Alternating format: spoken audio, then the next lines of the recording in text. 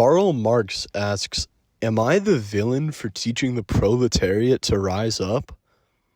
I, Karl, male, 64, have been using my economic and historical knowledge to try and help the proletariat for the majority of my life, and so far it is going very well. I have written some books on the subject of class divide and systemic injustices that you may have heard of, such as Das Kapital and the Communist Manifesto, but have recently come under a lot of criticism from conservatives for encouraging citizens to protest and for workers to unionize. The reason I do this is that I believe workers deserve the same level of safety as their employers, and that all citizens should be treated equally, even if they disagree with my belief in that. My works have been shared globally, and because of that, many factory workers have gone on strike and have tried to unionize, which has greatly changed the global labor force, as it has led to sweatshop conditions not being legal in the majority of countries. But am I the villain for encouraging all these people to protest and to speak up? Or is it worth it for the rights of the proletariat? Friedrich Engels says that Karl here is not the villain, as he stood up for what's right, and even if the government disagrees with the fact that it's the correct thing to do, it doesn't change the fact it's the moral thing to do. And Che Guevara also says that he's not the villain, as the oppression of what's right for monetary gain is a major problem in most countries in the modern day. And without protests and dissent from citizens, the government injustices will continue and will not end unless other people speak up. Kanye West. To consider Kanye West is to map a landscape of extreme highs and profound lows. The highs are stratospheric.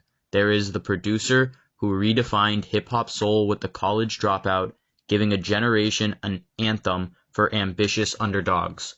There is the sonic innovator of 808s and Heartbreak, whose auto-tuned melancholy became the blueprint for a decade of pop and rap.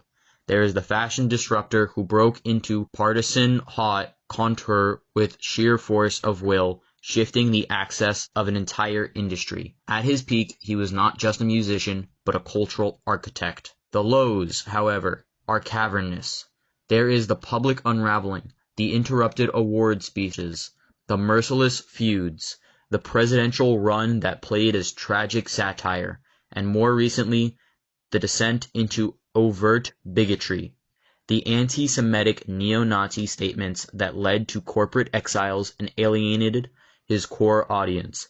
This is not just mere controversy, it is a deliberate scorching of his own legacy, a move from celebrated provocateur to purveyor of genuine harm. But overall, with the apologies and the deletion of Twitter and the going back on most of the neo-Nazi statements, he is a middle-of-the-road person.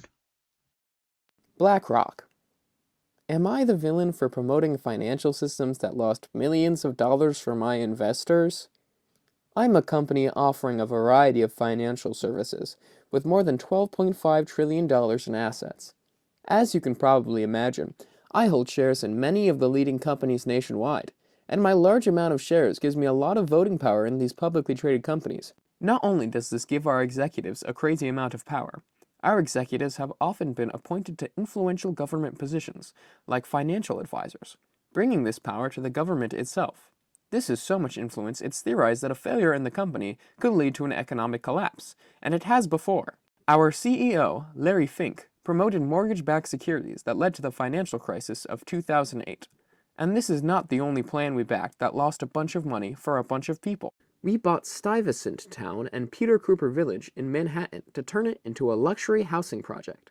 And when it didn't work out, we just walked away, costing hundreds of millions of dollars to pension funds in California and Florida.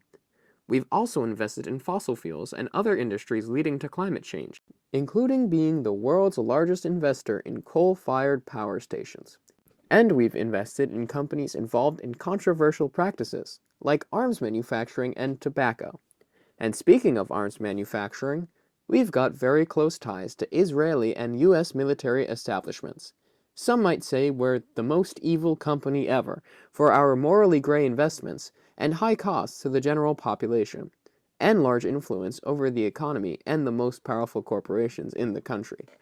But what's so evil about funding genocides and making the working class pay for our mistakes? And when has there ever been anything wrong with one company having influence over and ownership of all the industry in a country?